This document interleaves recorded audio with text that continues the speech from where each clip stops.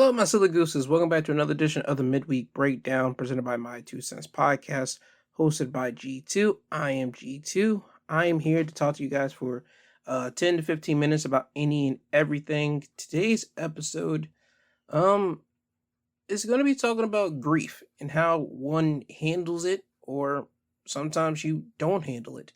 But before I get to that, I do have to pay my respects to Paul Reubens, better known as Pee Wee Herman. He died at the age of 70, as his team would confirm Monday. The team would write on Facebook, "Last night we lost."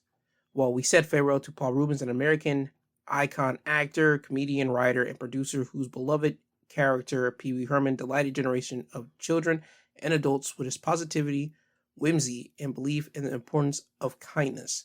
Paul bravely and privately fought cancer for years with his trademark tenacity and wit. A gifted and prolific talent, he will forever live in the comedy pantheon and in our hearts as a treasured friend and a man of remarkable character and generosity of spirit. Now, Paul Reubens, he was an actor, comedian, as it was said before. I first saw this guy as Pee Wee Herman, but then I watched Matilda when I was growing up. I saw him as one of the detectives, and I said, "Oh snap, that's Pee Wee Herman. Oh snap, he's not talking like Pee Wee Herman. He's actually talking normal." So that made me realize, okay, this guy just isn't this character. He actually is a person. Because when you're a kid, you just think, when you see someone like Pee Wee Herman dressing like that and hearing the way that he sounds, you just think this is actually him. Nope, this was a guy who personified a character who was in the media as his character, and he just perfected this craft that he was able to just be the character. So I want to say rest in peace to Paul Reubens, and I also want to say rest in peace to actor Angus Cloud, or better known as Fesco from Euphoria. He died as well on Monday. His family would confirm to People. It is with the heaviest of heart that we had to say goodbye to an incredible human today. Cloud's family said in a statement, "As an artist, a friend, a brother, and a son, Angus was special to all of us in so many ways." The family noted that Cloud's father was buried last week, and the actor intensely struggled with this loss. "The only comfort we have is knowing Angus is now reunited with his father, who was his best friend." The statement continued. Angus was open about his battle with mental health, and we hope that his passing can be a reminder to others that they are not alone and should not fight this on their own in silence. We hope the world remembers him for his humor, laughter, and love for everyone. We ask for privacy at this time as we are still processing this devastating loss. So I also want to say rest in peace to this man. I got put onto Euphoria legit last year, and Fesco was literally one of the actors or the characters that I actually did like from this show, because even though he was a drug dealer, he was a friend to Zendaya's character Rue. He tried to keep her off the bender, make sure that she tried to stay clean. He tried his best for her in her struggling of time, and it was just a believable character that you know that there are people out there that, even though they're might be doing something wrong, they actually are helping someone else that is a friend to them, and everybody has that in their life. You might not agree with what they're doing business wise, but you go to them and you ask them for guidance. You be around them because you know deep down inside they are a good, kind-hearted human being, and that's what Fesco was in that show. And it just seems that Angus Cloud as well, from the tributes that his Euphoria cast members would put out, they would say the exact same thing, that he was a genuine, kind, and lighthearted human being. So I want to say prayers up to the family, and again, rest in peace to both Pee Wee Herman and Angus Cloud. Now, floating into the same arena here, grief. Grief is when you're sad and you're could be on the borderline of depression state. It's just that when you're just down and out and you sometimes feel rock bottom, and in this grief state, you don't know what to do. You don't know who to turn to. You don't know what to turn to. So you turn to your vices that you're used to, or you just don't know. Because when you're down and out and you're in this grief state, you're just there. Your body is there. It might be doing everything that it usually does. Like you go to work, you come back home, you might play with your kids, or you might text your friends and all this type of stuff. But your body is doing that because it's going to continue going. But your mental state is not all the way there. Your mental state is somewhere else. You can still function as a human being, but your mind is just off somewhere. There's been times where me personally, I have been in some grief states and I don't know it until it really hits me. I've been able to move around and do everything I've been doing before, and it just seems and it looks normal to people on the outside. But on the inside, man, I am down and out. I have been in some grief state, and I usually just keep it to myself from time to time until I have to talk about it, or when I get on here and I'm able to just talk to you guys and I'm able to just let my thoughts out on certain things, and it kind of gets me back into a mood like, okay, I can conquer today, I can do this and do that. But certain people, no, certain people, they lash out at individuals because certain people, they are able to see grief on their face. You're able to see it. You're able to see when they're down and out. You're able to see when they're just not being themselves, and you want to talk to them, and you try to speak to them. And certain people, they might brush you off and say, "Nah, man, I'm good. Everything's fine and everything's great." Certain people, they might just lash out at you and just start cussing you out. And it takes a strong person to understand that, hey, listen, they're grieving. They probably just want to be alone. They don't know how to control themselves. They don't know how to communicate what they truly are feeling until after the time has passed, and then that person's going to come back to you and say, "Hey, listen, I was going through this. I didn't mean all that." And they ask for your forgiveness, or they try to just like smooth everything out. So again, grief, people have a lot of ways to deal with grief, and I find that the most dangerous way to deal with grief is taking up a vice that is dangerous, a la drugs or alcohol. Because when you're in this state of grief, you're down and out this bad, and you start drinking or you start taking drugs that's not prescribed to you, or doing drugs that is just recreational, as in like cocaine, heroin, all that hard, heavy drugs, you become addicted in a way. And also, you start using that as a crutch just so you can feel something, because you want to get out of this funk that you're in. You want to just live and just bury this deep down inside just so you can breathe again. And I don't want people to take those vices. If you have to have a vice, and everybody in this earth has a vice, when you're in the state of grief, don't pick those. Don't do alcohol. Don't do drugs as your vice. Because a good 9 times out of 10, you're not going to be able to kick those vices, and those vices will lead you down a path of destruction. Now, certain people have been able to kick those vices, but those are the lucky ones. A lot of people, they haven't been able to kick those vices. They usually just try to hide it off from their loved ones, or they just revel in that vice in front of anyone that they don't care that knows. I don't want people to do that. I want people to pick a different style of vice. I want people to pick a different vice, because everybody on this earth has a vice. Whether it be candy, or you go to the movies, or you spend money on music a lot, or you spend money on uh, vacations, all these type of things. Pick a different style of vice, and don't do the drugs and alcohol route, because we have seen what it does to people. Everybody, I feel, everybody in this world has had one family member or another that has been a victim to that vice, and either they've kicked out of it and they got back stronger, or they're feeling the effects of that vice now, or someone has fell victim to that vice and never made it out, and they met their demise because of it. And I don't want people to do that. As I said before, grief is a strong thing.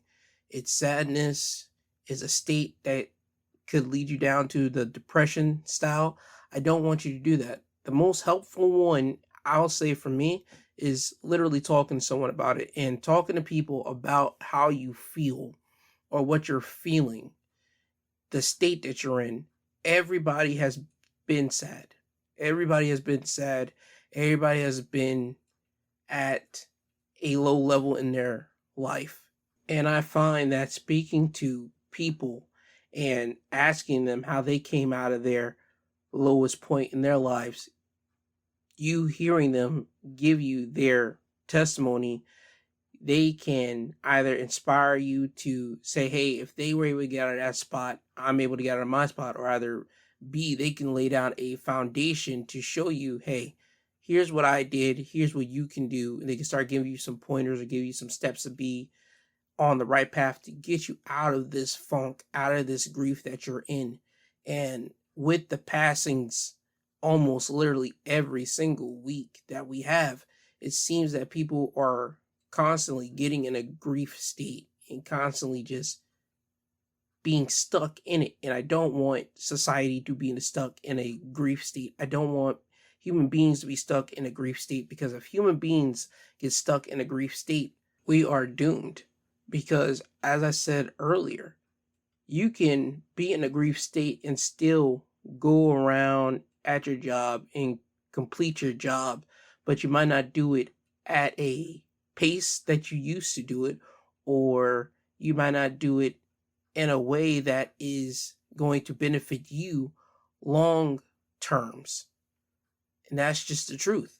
Or if you're dealing with family, your family might see you walk around and just be yourself, but if you're not able to speak to them, or they're not able to talk to you because you might come off hostile to them, or they might feel you come off hostile, or they just might get the vibe that you don't want to speak, they're not able to help you. And human beings, we want to help. We want to help out someone that's like us. We want to help out someone that we care about. And if we're not able to help out our loved ones, or at least try to give out a helping hand to our loved ones because they don't want to talk to us, or they give off a vibe, then we start casting someone aside because of them being in that funk, them being in that mood. And again, I said it before, I don't want humans to do that. I want humans to be able to speak and talk with one another about anything. I want people that are in a grief state to talk to someone. Please talk to someone, whether you're a man or female or even a child. Because children, they can go through some grief states. We have seen children go through some tough things this go around. Way more tough things than I ever had to go through when I was a kid. Hell, they just went through COVID, bro. Some of them weren't able to be around their friends. Some of them weren't able to be like getting the education that they were supposed to be getting. Like kids, they have been through some grief states, and certain adults, they don't speak to their kids about how they are mentally. And I think that's something that needs to be done. Check on your kids, because sometimes they might be sad and you might just be chalking out to, okay, they're just sad today. No, talk to them. See what's up with them. See how they're doing, because they need you. Some of them might not want to talk to their parents because they might feel their parents are going to judge them, or their siblings are going to judge them because of how they're feeling at the moment. No, talk to them. Have open arms. Have your open heart. As I said before, we all want to help out people that we love. And sometimes people don't know how to ask for it. Just walk up to them and say, hey, man, I see you struggling. Or, hey, I see you. Come and talk to me. And you extended that olive branch out. And if they don't want to speak to you the first time, just take it as, okay, I'll try it again later. And then try it again. And trust me, by you wearing them down so many times, by saying that, trust me, they're going to want to speak to you. They're going to want to talk to you, because they will always go back to, okay, he or she came and said, hey, I'm here. What do you want to talk about? How are you feeling? And they will speak to you. Trust me, I have seen it happen before, and just hold on to that. Just continue doing that, and the person will speak to you. But again, grief, serious situation. I think that we're seeing a lot of it happen in the society, and I want people to at least try to overcome it the best way that they can. So please, again, speak to everyone that you can. Speak to your loved ones, speak to your friends, your associates, anyone that you deem important, that you feel will listen to you without judgment and try to give you the best advice to get out of the funk that you're in. So I want everyone to please do that. If you're ever in a funk, please speak to your loved ones. Please speak to anyone that you value. And you know what? Even speak to a stranger. Because you know what? Sometimes a stranger can pull you out of a funk and just do it. And your loved ones can't. And just be that way sometimes. But again, that's my talk on grief. And now it's time for me to get you guys out of here and play the song of the week, which is Mac Miller's Facing the Crowd. I hope you guys have a great rest of your day. Have a great rest of your week. I love you guys. Please be careful out there yet again. And again, song of the week, Mac Miller, Facing the Crowd. Yeah. We gonna start this one like this. Driving down the road with a couple more miles to go. I'm so close, but they don't know. Got some freaky hoes and weed to blow. Rock the cleanest clothes. My life different from every single kid you know. Places I go out on my own.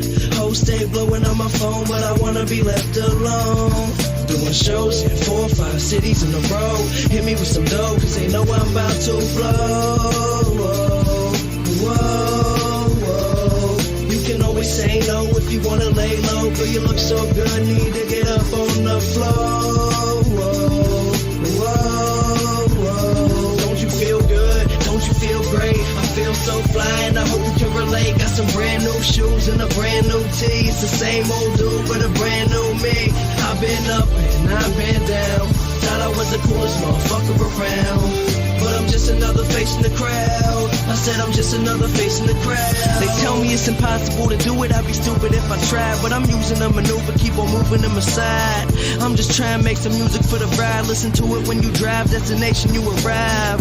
Russell Crowe, just a beautiful mind. Got talent, imagine what I'll do with some time. I'm giving you a high, feel it moving your spine. Usually find me chilling up in Jupiter. I'm so happy when you mad. Some khakis that I'm sag. Mom said you can see my ass and she laughed, blindfolded on the turnpike, hoping I don't crash. Stashing the weed under the passenger seat. Hope these 16-wheelers don't crash into me. People taking pictures when I pass in the street. Zoom by, don't fasten my seatbelt. And now you know how we felt. Don't you feel good? Don't you feel great? I feel so fly and I hope you can relate. Got some brand new shoes and a brand new tee. It's the same old dude but a brand new me. I've been up and I've been down. Thought I was the coolest motherfucker around. But I'm just another face in the crowd. I said I'm just another face in the crowd.